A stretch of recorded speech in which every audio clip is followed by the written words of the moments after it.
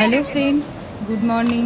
গৃহিণী টুকিটাকি আরও একটি নতুন ব্লগে তোমাদের সবাইকে ওয়েলকাম। আশা করছি তোমরা সবাই ভালো আছো। তো আমরা সকাল সকাল বেরিয়ে পড়েছি। আমরা আজকে পেহেলগাঁও ছেড়ে যাচ্ছি হচ্ছে শ্রীনগর। পেহেলগাঁওতে আমরা দুদিন ছিলাম, থেকে সেখানে সাইট সিন সব করলাম। এবারে আমরা এখান থেকে চলে যাচ্ছি শ্রীনগরে আমরা 4 দিন থাকবো, থেকে তারপরে সেখানকার সাইট সিন সমস্ত কিছু করব। আর যাওয়ার আগে আরও একবার আমরা এই লিডার নদীর ধারে দাঁড়ালাম।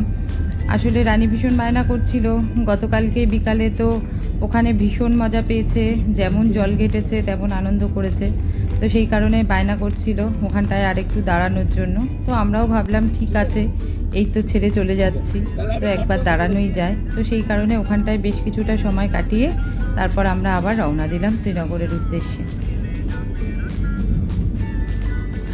ব্রেকফাস্ট সেরে তবেই আমরা রওনা দিয়েছি। আর গতকাল কিন্তু আমাদের আরও একটা জায়গায় যাওয়ার কথা ছিল পেহেলগাঁওয়ের সাইট সিনের মধ্যে, সেটা হচ্ছে আরু ভ্যালি। তো আমরা সেখানে যাইনি। আসলে চন্দনওয়ারিতে আমরা এত সময় কাটিয়েছি আর এত মজা করেছি, আর তারপরে বেতাব ভ্যালিটাও অনেকক্ষণ ধরে ঘুরেছি। তো সত্যি কথা বলতে কি, আমাদের আর পায়ে জোর ছিল না আবার আরু ভ্যালিতে যে ওই বরফে লাফালাফি করার জন্য। তো আমরা বললাম যে আমাদের যে ড্রাইভার ছিল আর কি, তোমাদেরকে তো আগেই বলেছি যে এখানকার সাইট সিনের জন্য এখানকার লোকাল গাড়ি ভাড়া করতে হয়েছে। তো ওনাকে বললাম যে না, আমরা আর আরু ভ্যালি যাব না। তা উনি তো শুনে অবাক, বলছে সে কি স্যার, আপনারা আরু ভ্যালি যাবেন না? না, আমরা আর আরু ভ্যালি যাব না, কারণ আমাদের আর বরফে সত্যি কথা দৌরাত্ম্য করার দম নেই। আমরা এখন দাঁড়িয়েছি একটা আপেল বাগানে। পেহেলগাঁও থেকে শ্রীনগর যাওয়ার পথে না এরকম প্রচুর আপেল বাগান পড়ে। তো রাজীবদা আমাদের বলে দিয়েছিল এটাতে দাঁড়ানোর কথা। আসলে আমাদের ইনোভাটা তো অনেক আগে আগে রয়েছে আর রাজীবদাদের বাস পেছনে। তো রাজীবদা ফোন করে আমার বরকে বলে দিয়েছিল এটাতে দাঁড়ানোর কথা।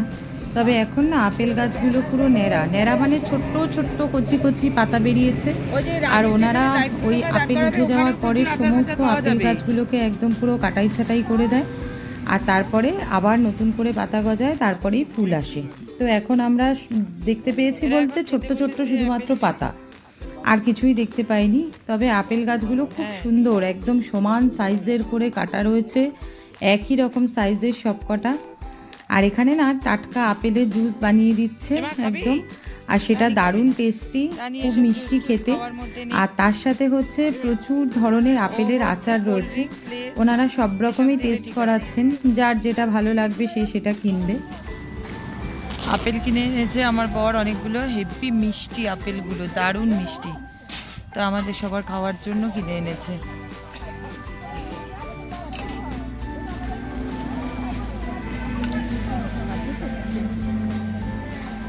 যেহেতু বেশ দুপুর হয়ে গেছিল, প্রায় 2টো মতন বেজে গেছিলো, সেই জন্য রাজীবদা এখানেই আমাদের দুপুরবেলার খাওয়া দাওয়াটা সারিয়ে দিল।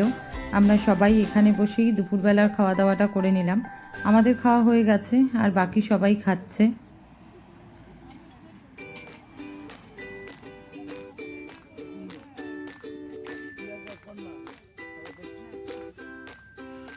আমরা আর এখান থেকে আচার কিনলাম না, তবে বড়দারা কিনেছে আচার।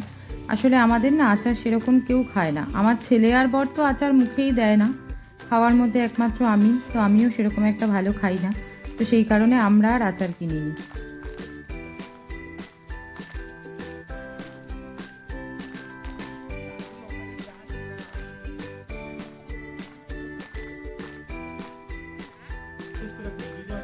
ওখান থেকে খাওয়া দাওয়া সেরেই রওনা দিয়ে বেশ অনেকটা রাস্তায় আমরা চলে এসেছি।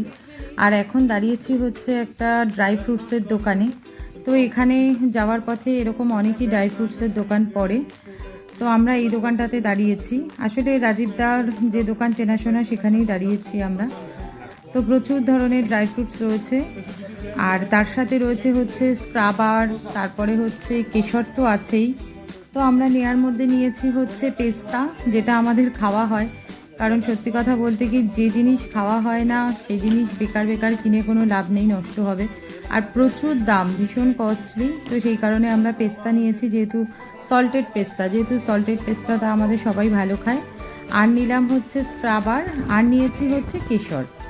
তো বাড়িতে এসে স্ক্রাবারটা ইউজ করেছি, স্ক্রাবারটা দারুণ সুন্দর, দারুণ ভালো। আর কেশরটাও ভালো, তবে কেশরটা যতটা দাম নিয়েছে সেই তুলনায় কেশরটা অতটা ভালো না, তবে ভালো, মানে এখানকার কেশরের তুলনায় অনেকটাই ভালো। তবে স্ক্রাবারটা ভীষণ ভালো। আর ওনারা না তার সাথে সাথে ওনাদের কার্ড, ফোন নাম্বার সব কিছু দিয়ে দিচ্ছে, মানে এখান থেকে যদি আবার আমরা ওনাদেরকে অর্ডার করি তো ওনারা সেটা হোম ডেলিভারি করে দেবেন। তো ওখান থেকে সব কিছু কেনাকাটা সেরে আমরা রওনা দিয়ে দিয়েছি। আবার ওখানে আমরা কাড়া খেলাম, মানে কাশ্মীরের যেটা স্পেশাল কাড়া। তো আমার খুব একটা ভালো লাগেনি, আমার বরের আবার ভালো লেগেছে। আর হচ্ছে পেহেলগাঁও থেকে শ্রীনগর যাওয়ার পথে রাস্তার এই অপূর্ব সৌন্দর্য বলে বোঝানো যাবে না যে কি সুন্দর রাস্তা। যেমন বরফে মোড়া, মানে সামনে বরফে ঢাকা পাহাড়, আর তার সাথে হচ্ছে দুদিকে শুধু হলুদ আর সবুজ সর্ষে ক্ষেত, মানে চোখ ফেরানো যাবে না যে এত অপূর্ব এই রাস্তার সৌন্দর্য। অদ্ভুত সুন্দর প্রাকৃতিক সৌন্দর্য, শুধু দু চোখ ভরে দেখার আর উপভোগ করার কাশ্মীরের সৌন্দর্য।